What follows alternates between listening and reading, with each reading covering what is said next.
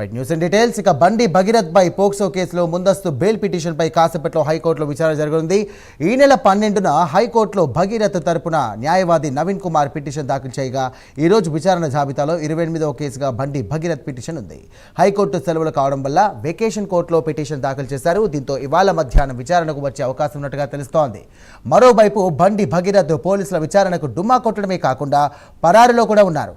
Right, ఇదే అంశానికి సంబంధించి మరిన్ని డీటెయిల్స్ అందించడానికి మా కరెస్పాండెంట్ నాగేంద్ర సిద్ధంగా ఉన్నారు. నాగేంద్ర, చెప్పండి, రోజుకో ట్విస్ట్గా బండి భగీరథ్ కేసు వ్యవహారం కూడా నడుస్తూ ఉంది. దీనికి సంబంధించినటువంటి విషయంలో భాగంగా హైకోర్టులో కూడా పీల్ వేయడం జరిగింది. ఏం జరగబోతోంది? దీనికి సంబంధించి కూడా న్యాయవాదులు ఏమంటున్నారు? ఇటు బండి భగీరథ్ సంబంధించినటువంటి ప్రస్తావన ఏంటి? Thank you Sai. ప్రస్తుతం తెలంగాణ రాష్ట్రంలో బండి సంజయ్ కుమారుడు, సెంట్రల్ మినిస్టర్ అయినటువంటి బండి సంజయ్ కుమారుడు బండి భగీరథ్ పైన నమోదైనటువంటి పోక్సో కేసు అనేది ప్రస్తుతం అటు రాజకీయ వర్గాల్లో కానీ ఇటు సామాజిక వర్గాల్లో కూడా తీవ్ర కలకలం రేగుతున్నటువంటి పరిస్థితి. ముఖ్యంగా ఈ పోక్సో కేసు పేట్ బషీరాబాద్లో నమోదైనప్పటి నుంచి కూడా ఈ కేసుకు సంబంధించినటువంటి అంశం అనేది రోజుకొక మలుపు తిరుగుతున్నటువంటి పరిస్థితి ఉంది. ముఖ్యంగా బండి భగీరథ్ పైన కేసు నమోదైన తర్వాత ప్రత్యేకంగా ఇతర రాజకీయ పార్టీలు కానీ సామాజిక వర్గాలకు సంబంధించినటువంటి నేతలంతా కూడా విమర్శలు చేశారు. ఎందుకంటే పోక్సో కేసు నమోదైన తర్వాత వెంటనే అరెస్ట్ చేయాలి, కానీ ఎందుకు అరెస్ట్ చేయలేదు, సెంట్రల్ మినిస్టర్ కొడుకని అరెస్ట్ చేయలేదు అనేటటువంటి కోణంలో పెద్ద ఎత్తున విమర్శలు వచ్చిన తరుణంలో ప్రత్యేకంగా ప్రభుత్వం దీనిపైన సిట్ వేయడం జరిగింది. ఒక మహిళా ఐపీఎస్ ఆధ్వర్యంలో సిట్ వేసిన తర్వాత బాధితుల కుటుంబ సభ్యులకు సంబంధించినటువంటి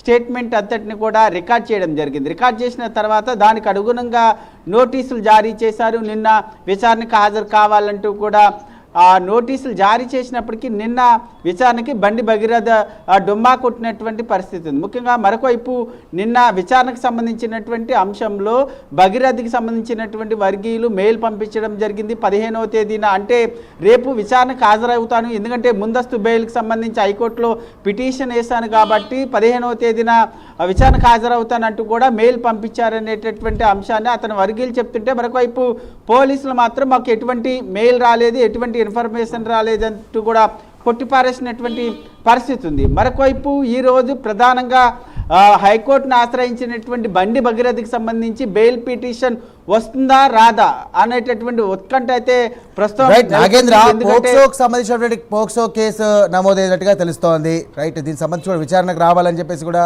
ఇటు అధికారులు పిలిచారు, అయినప్పటికీ డుమ్మా కొట్టారు.